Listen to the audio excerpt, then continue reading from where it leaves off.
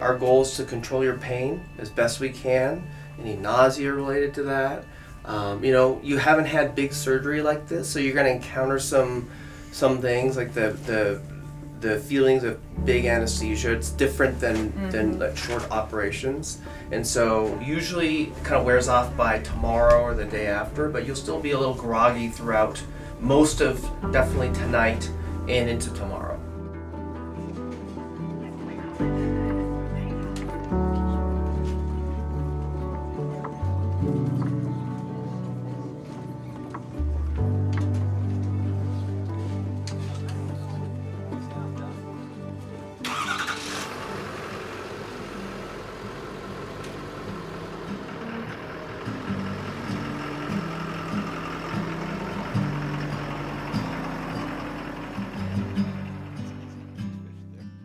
Bill's a good friend of mine that I met. Gosh, he was probably one of the first people I met when we moved to Boise 10 years ago.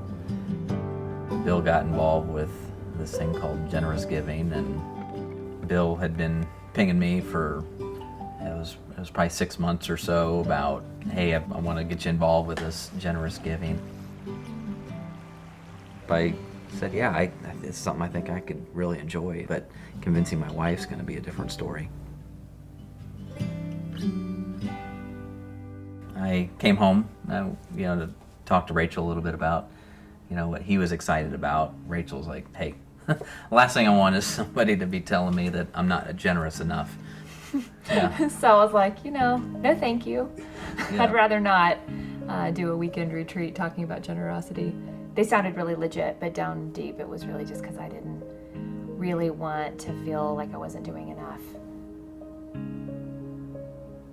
When we were first married, we were just open to do whatever God asked us to do. Go where he wanted us to go, do what he wants to do. Like, there was no limits to that. And as we sort of grew in our careers, and we're investing in our neighborhood, and we love the Lord and we're following him, but at the same time we're like accumulating financially. And after a while, 10 years later, 12 years later, I'm realizing, like, oh my gosh, like, I don't know that if God asked me to get, sell everything we have and go I don't know that I would say yes very easily. And that was a scary place for me to be in my faith and my walk. I was like, I never wanted to get here. Yeah.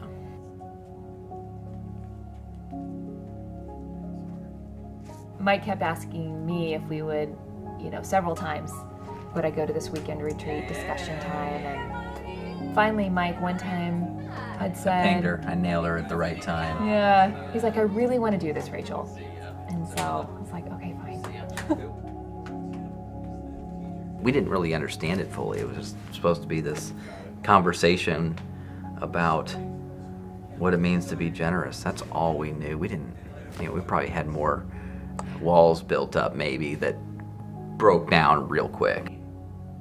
It was really interesting to discuss in our new business, how much is enough? Where's the line? I was thinking that it was going to be, someone comes in and they tell you about how to be generous, basically, would be the weekend discussion, and that's not at all what it was. It was just story after story after story of people who their lives are changing, and it opened up my heart to want that too.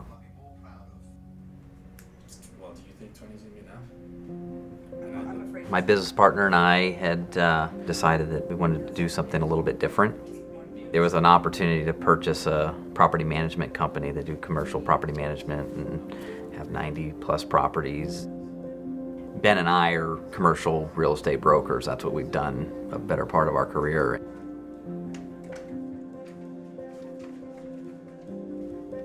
My name is Ainsley. I'm from Boise, Idaho.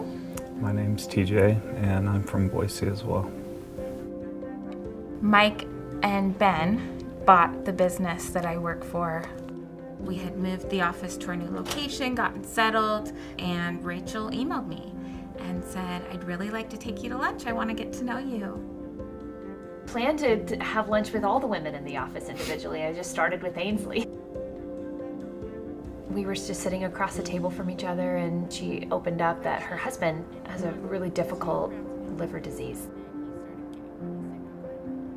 I have some type of medical background, so I was just digging a little into that, like, oh, can you tell me more about the disease? And somewhere during the course of the conversation, she said, and they have this procedure that they do now where they can actually take a living donor and they take part of the liver and they transplant it into somebody else, and the livers regenerate. In the moment, I was like, well, I could do that. And she's like, no, it's okay. Like, you don't have to, I sell devices that help take organs out. I mean, as if God hasn't uniquely primed people for certain things, I started thinking, God, are you really asking me to do this? I had to come to terms with, God, we've given our finances over to you, but is really everything that I have yours? I had a moment where you're up at 3 a.m. and your mind's racing, and I truly could be a single dad.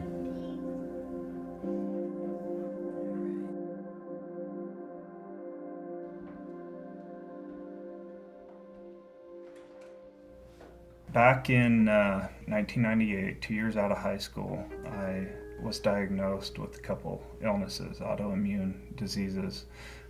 Ever since then, been struggling with more diagnosis of diabetes, rheumatoid arthritis. My body just sort of attacks itself.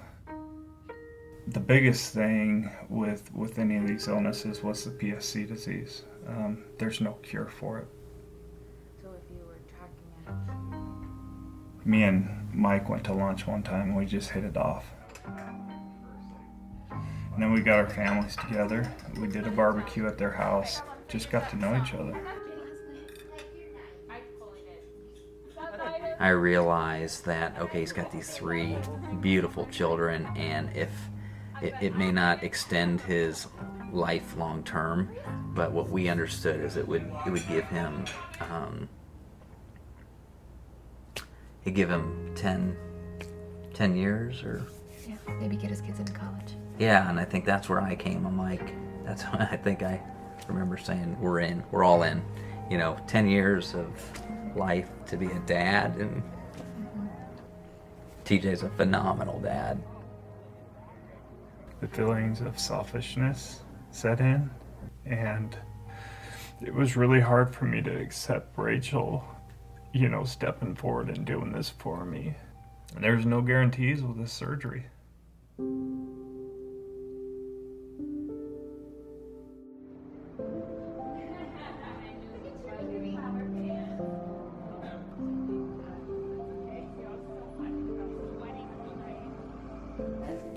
I said it'll probably last you a day or so. Oh no, it's okay. Thank you for holding still.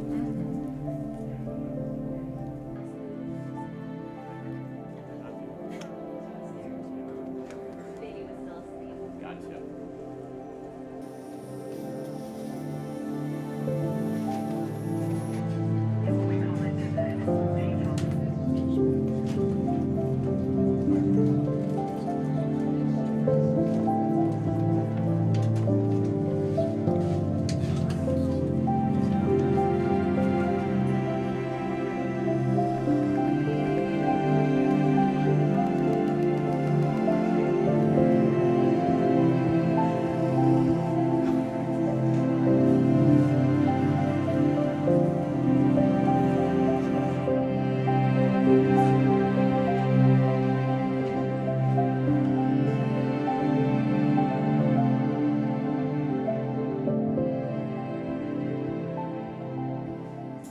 It's a very humbling feeling to know that the God of the universe has his eyes on you.